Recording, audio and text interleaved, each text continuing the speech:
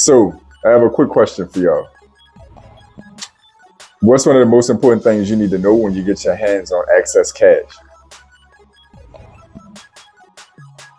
What's one of the most important things you need to know when you get your hands on excess cash or capital?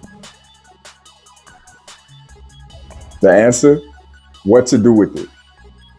How to properly structure the use of that cash or capital so it gives you the peace of mind that you need while also going to work for you in the ways that you need to build you a better future.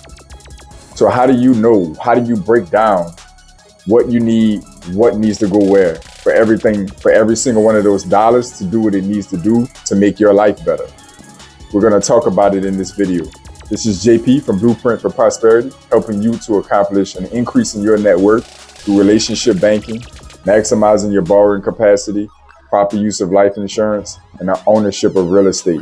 I want you to like the video, subscribe to the channel. I'm uploading content on a daily basis to help you customize your personal blueprint for prosperity. So one of the most important things after you either put in a certain amount of work or a certain amount of patience when you get your hands on cash or capital, we'll consider any credit or cash all the same for the sake of this conversation. One of the most important things you need to understand is how to deploy it, how to divvy it up to put it to work properly for yourself. What questions do you need to ask yourself when you get your hands on 5 or potentially 6 figures? What do you need to be doing with that money? How do you sort it out in a way where you can be grateful for it now and also benefit yourself in the future? This is very important. This is what happens to those who will run into lottery money, settlement money, or whatever the case, inheritance. They get access to this capital and they don't have a plan. They have no clue what to do with it, how to make it work for themselves in the short term while putting it to work for their future selves. I want to help give you a strategy right now in this video because this is paramount to any opportunities you may have coming. What's the point of putting in the work to build your credit up if once you get the capital, you don't know how to use it? What's the point in saving so diligently and budgeting so diligently if by the time you reach that certain goal point, you don't know what to do with the capital? I don't want you in that situation, so I want to talk about how you need to structure it from the lens of a financial professional. One of the first things you need to ask yourself is what are my future goals? What's the goalpost for you down the line in your life? This could be retirement goals, retiring early goals. This could be, buying a home in a few years. It just needs to be some sizable, significant goal that you're working towards, intermediate to long term. You need to sort that goal out specifically. And the reason you need to do so is because you need to be able to monetarily track what you need to get to that goalpost. So if the goal is retirement, you need to be figuring out what you need to live on every year, an estimation, of course, of how long you're going to live from your retirement age. Expectations for retirement have been pushed out significantly since the quality of life, medical science advancements, these things have been getting better and better with time. So that means that people are living longer. And the last thing you want to do is outlive your money. What if you want to retire early? That's an even bigger one. Because instead of retiring at an age that the society preps you to, and Social Security might be there waiting for you, you're retiring years, if not decades, sooner than that. That puts an even longer expectation out on having to live off of whatever money that you're relying on. What if the goal is owning a home? What monetary position do you need to be in? Starting a business? These are the types of things you need to be asking yourself on the onset first. What are my long-term goals? The next thing, once you have that sorted out, you need to be figuring out is, what do I need to live on currently to have peace of mind? You see, when you run into a reasonable lump sum of money, or you get access to a significant amount of capital, you need to be trying to figure out, how much of this do I need to support myself in the short term if something bad were to happen? So do you need three months of expenses, 6 months, 9, a year? You need to figure out what gives you peace of mind. What security blanket do you need to be confident enough to go out and invest, to go out and start a business, to go out and start a side hustle or freelancing work? What do you need to say, okay, I can take this chance? And once you figure out that math, you put that discretionary money to the side and you start calculating what it's going to take to get to that larger goal with what's left. So in a hypothetical scenario, let's discuss retiring.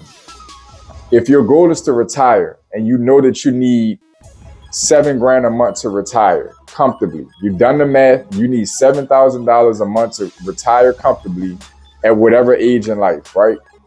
You have a lump sum of money right now. You're decades away from that point in time. Maybe you're 2 decades or 3 decades out. You have a lump sum of money and you need to next calculate now, what is my timeline between now and that point in time?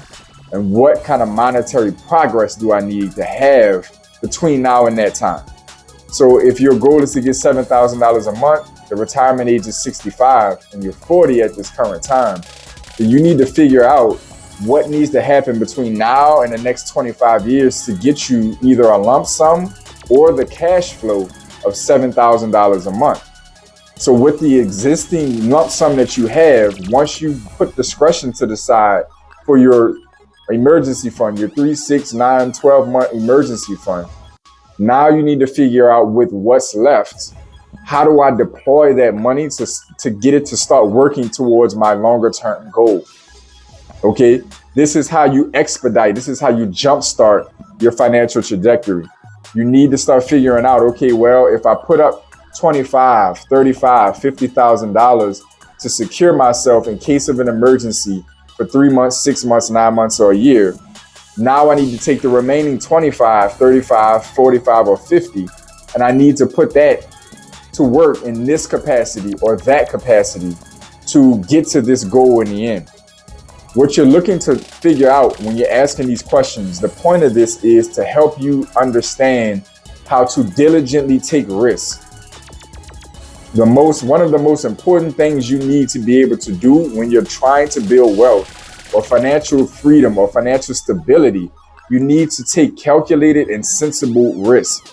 You need to learn your risk tolerance.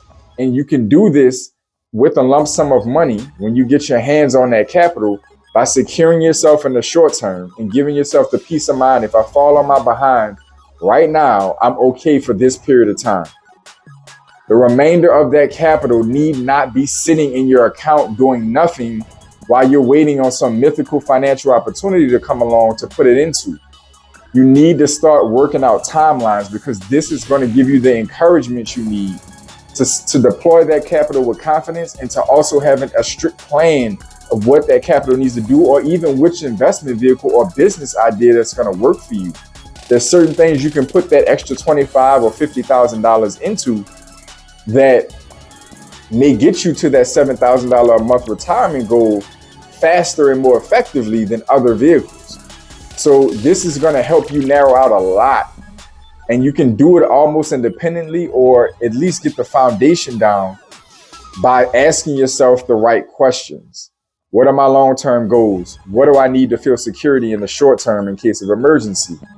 What do I need, and what investment strategy? How much of this capital and what kind of returns do I need on this money to get to said goal towards the end?